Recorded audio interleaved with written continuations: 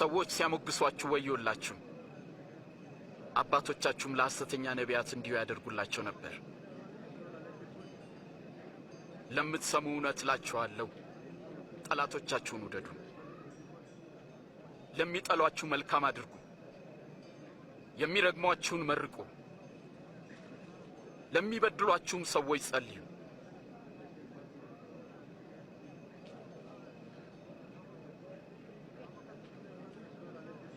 ማንም አንደኛውን ጉንጭን ቢመታ ሌላውንም ደግሞ አዙረህ ስጠው። እርሱ ለሚያመሰግኑትና ለክፎች ቸር ነውና። ሩሩዎች ሁኑ፣ አባታችሁም ሩሩ ነውና።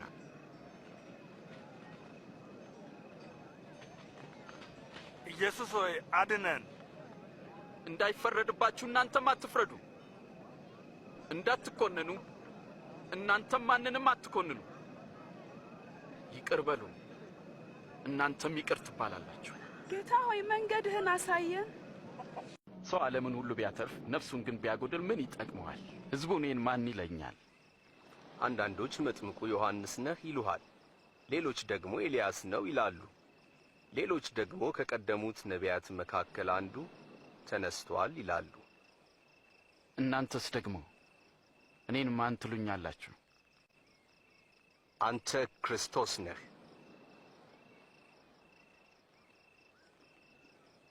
ይህንን ለማንም ሰው እንዳትናገሩ። የሰው ልጅ ብዙ መከራ ሊቀበልና ሊጣል እንዲሁም ሊገደል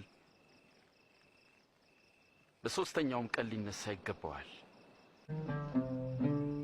ጌታ ሆይ እኔ እከተልሃለሁ፣ ግን አስቀድሜ ሄጄ ቤተሰቦቼ ልሰናበት።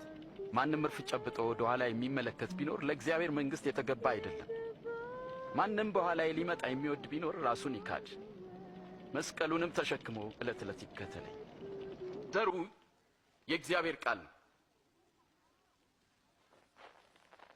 እነዚያ በመንገድ ዳር ላይ የወደቁት ዘሮች ቃሉን የሚሰሙት ናቸው። ዲያብሎስ ይመጣል፣ እንዳያምኑም ቃሉን ከልባቸው ይወስዳል። በዓለት ላይ የወደቁት ዘሮች ቃሉን ሲሰሙ በደስታ የሚቀበሉት ሰዎች ናቸው። ሆኖም ስር የላቸውም። የሚያምኑትም ለጊዜው ነው። ፈተና በመጣ ጊዜ ግን ፈርተው ይክዳሉ። እነዚያ በእሾህ መካከል የወደቁት ቃሉን የሚሰሙት ናቸው፣ ግን ስለ ራሳቸው በማሰብ በባለጠግነታቸውና በምቾታቸው ይታነቃሉ። ስለዚህ ሙሉ ፍሬ አያፈሩም። በመልካም መሬት ላይ የወደቁት ደግሞ እነርሱ በመልካምና በጎ ልብ የቃሉን መልእክት ሰምተው የሚጠብቁት ናቸው። በምድርም ሙሉ ፍሬን የሚያፈሩ ናቸው።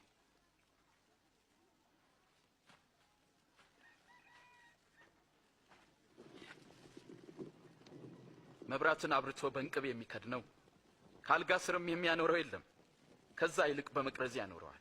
ስለዚህ ሰዎች ወደ ውስጥ ሲገቡ መብራቱን በግልጥ ያያል። የማይገለጥና የተሰወረ ወደ ግልጥም የማይወጣ የሚደበቅና የተሸሸገ ምንም ነገር ሊኖር አይችልም።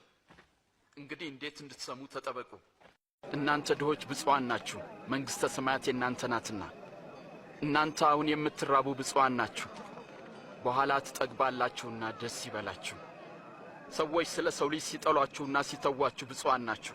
ስለ ሰው ልጅ ሲነቅፏችሁና ስማችሁን በክፉ ሲያነሱ በዚያን ቀን ይህ ሲሆን ሐሴት አድርጉ፣ ዋጋችሁ በሰማይ እጅግ ታላቅ ነውና። አባቶቻችሁን ነቢያትን እንዲሁ ያደርጉባቸው ነበር።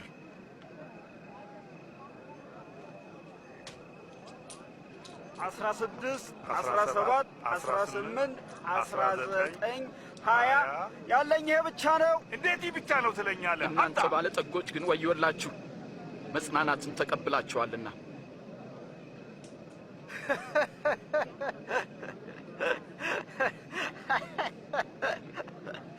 እብድ ሳይሆን አይቀርም፣ ባለጠግነቱን ንቋል። እናንተ አሁን የምትስቁ ወዮላችሁ፣ ታለቅሳላችሁና። ሰዎች ሲያሞግሷችሁ ወዮላችሁ፣ አባቶቻችሁም ለሐሰተኛ ነቢያት እንዲሁ ያደርጉላቸው ነበር። ለምትሰሙ እውነት እላችኋለሁ፣ ጠላቶቻችሁን ውደዱ፣ ለሚጠሏችሁ መልካም አድርጉ፣ የሚረግሟችሁን መርቁ፣ ለሚበድሏችሁም ሰዎች ጸልዩ።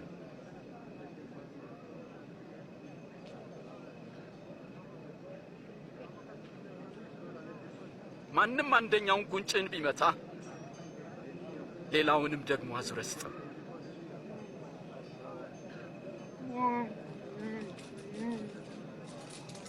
መጎናጸፊያንም ለሚወስድ እጀ ጠባብህን አትከልክለው። ለሚለምን ሁሉ ቸርነትን አድርግ። ማንም ያንተን ነገር ቢወስድ እንዲመልስልህ አትጠይቀው። ሰላም ላንተ ስምዖን። ሰላም ላንተ ጌታ ሆይ። ጀልባህን ፈቀቅ ታደርግልኛለህ? እሺ ጌታ ሆይ። ለመጸለይ አስበው 2 ሰዎች ወደ ቤተ መቅደስ ሄዱ። አንዱ ፈሪሳዊ፣ ሌላው ደግሞ ቀራጭ ነበር። ፈሪሳዊውም ተለይቶ ቆመና እንዲህ ብሎ ጸለየ።